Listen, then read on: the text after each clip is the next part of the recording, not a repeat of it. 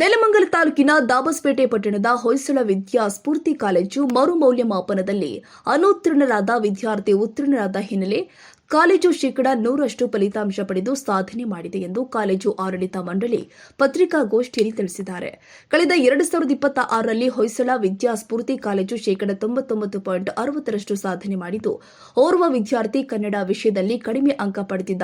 ಇದೀಗ ಮರು ಮೌಲ್ಯಮಾಪನದಲ್ಲಿ ಆ ವಿದ್ಯಾರ್ಥಿ ತೇರ್ಗಡೆ ಹೊಂದಿದ್ದು ಶೇಕಡಾ 100% ಫಲಿತಾಂಶ ಕಾಲೇಜಿಗೆ ಲಭಿಸಿದೆ ಅಂತ ನೆಲಮಂಗಲ ಹೊಯ್ಸಳ ಕಾಲೇಜಿನ ಪ್ರಾಂಶುಪಾಲ ಗೌರಿಶಂಕರ್ ಸಂತಸ ಹಂಚಿಕೊಂಡಿದ್ದಾರೆ.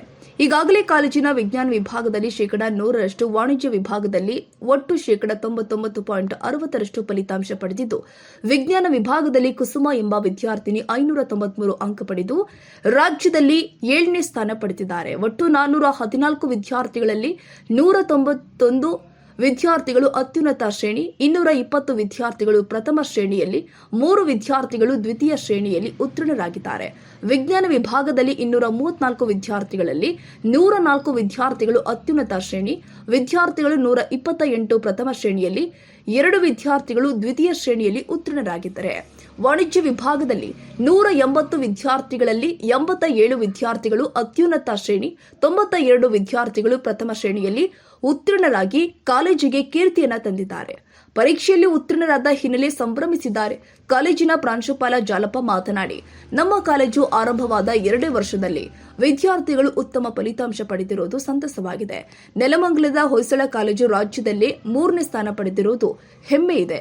ಪೋಷಕರು ಅಪಪ್ರಚಾರಕ್ಕೆ ಕಿವಿಗೊಡಬೇಡಿ ಎಂದಿದ್ದಾರೆ. ಈ ವೇಳೆ ನೆಲಮಂಗಲ ಹೊಯ್ಸಳ ಕಾಲೇಜಿನ ಪ್ರಾಂಶುಪಾಲ ಗೌರಿಶಂಕರ್, ಪದವಿ ಕಾಲೇಜಿನ ಪ್ರಾಂಶುಪಾಲ ಗೋಪಾಲ್, ಉಪ ಪ್ರಾಂಶುಪಾಲ ರವಿ ಮತ್ತಿತರ ಉಪನ್ಯಾಸಕರು ಉಪಸ್ಥಿತರಿದ್ದರು. ಹೊಯ್ಸಳ ಮತ್ತು ವಿದ್ಯಾಸ್ಫೂರ್ತಿ ಕಾಲೇಜಿಂದ 414 ಜನ ಸೆಕೆಂಡ್ PU ಎಕ್ಸಾಮ್ಸ್ನ ಬರೆದಿದ್ರು.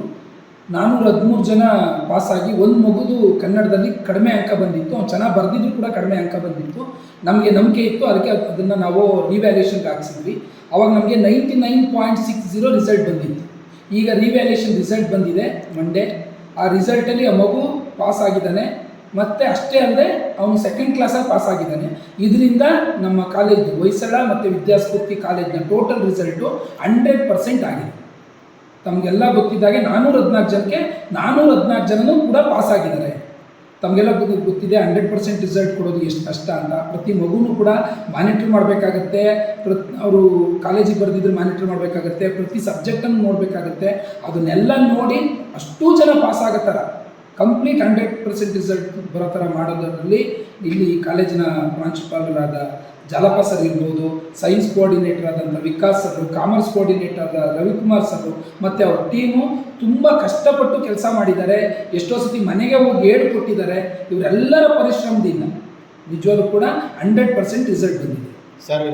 ಸರ್ ಏನಾಗಿದೆ, ನಾವು ಲಿಸ್ಟ್ ಮಾಡಿಸಿರೋ ಪ್ರಕಾರ ಸುಮಾರು 150 ಜನಕ್ಕಿಂತ ಹೆಚ್ಚು ಮಕ್ಕಳು ಅವ್ರ ಪರ್ಸೆಂಟೇಜನ್ನು 25%ಗಿಂತ ಜಾಸ್ತಿ ಮಾಡ್ಕೊಂಡಿದ್ದಾರೆ SLCಯಿಂದ PUCಗೆ.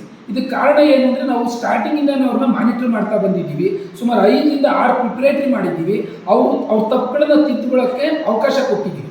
ಅದೇನಾಗುತ್ತೆ, ಪ್ರತಿ ಎಕ್ಸಾಮ್ ಬರೆದಾಗಲೂ ಕೂಡ ನೆಕ್ಸ್ಟ್ ಎಕ್ಸಾಮಲ್ಲಿ ಆ ತಪ್ಪು ಮಾಡ್ದಲ್ಲೇ ರೀತಿ ನೋಡ್ಕೊಂಡಿದ್ದೀವಿ. ಆ ತಪ್ಪಾದಾಗ ಮಕ್ಕಳನ್ನ ಗೈಡ್ ಮಾಡ್ತಾ ಬಂದಿದ್ದೀವಿ.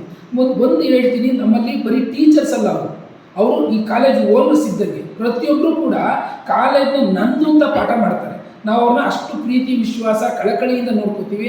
ಅವ್ರ ಕಷ್ಟ ಸುಖದಲ್ಲಿ ನಾವು ಭಾಗಿಯಾಗ್ತೀವಿ, ನಮ್ಮ ಕಷ್ಟ ಸುಖದಲ್ಲಿ ಅವರು ಭಾಗಿಯಾಗ್ತಾರೆ. ಆ ಕಾಲೇಜ್ ನನ್ನದು ಅನ್ನೋದೊಂದು ಏನು ಮನಸ್ಸಲ್ಲಿ ಬರ್ತದಲ್ಲ ಟೀಚರ್ಸ್ಗೆ, ಅದು ನಿಜವಾಗ್ಲೂ ಕೂಡ ಇಲ್ಲಿ ಈ ಒಂದು ರಿಸಲ್ಟ್ಗೆ ಕಾರಣ.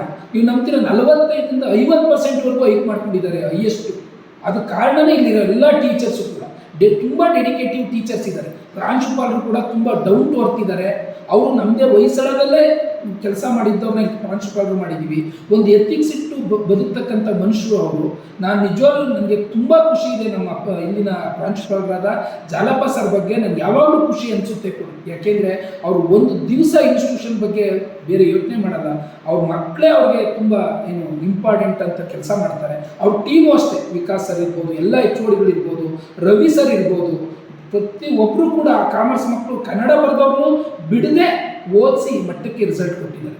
ನಮ್ಮೆಲ್ಲ ದಬಸ್ಪೇಟೆ ಟೀಮ್, ಹೊಯ್ಸಳ ಮತ್ತು ವಿದ್ಯಾಸ್ಫೂರ್ತಿ ಟೀಮ್ಗೆ ನಮ್ಮ ಮ್ಯಾನೇಜ್ಮೆಂಟ್ ಯಾವಾಗಲೂ ಚಿರಋಣಿಯಾಗಿರ್ತದೆ ಅಂತ ಹೇಳೋಕ್ಕೆ ನಾನು ಇಷ್ಟಪಡ್ತೀನಿ. ನೋಡಿ, ನಮ್ಮ ಹೊಯ್ಸಳ ಏನಿಲ್ಲಿ ಹೊಯ್ಸಳ ಮತ್ತು ವಿದ್ಯಾಸ್ಫೂರ್ತಿ ಇದೆ, ನಮ್ಮ ಸ್ಟೇಟ್ಗೆ 7th ರ್ಯಾಂಕ್ ಕೊಟ್ಟಿದ್ದಾರೆ.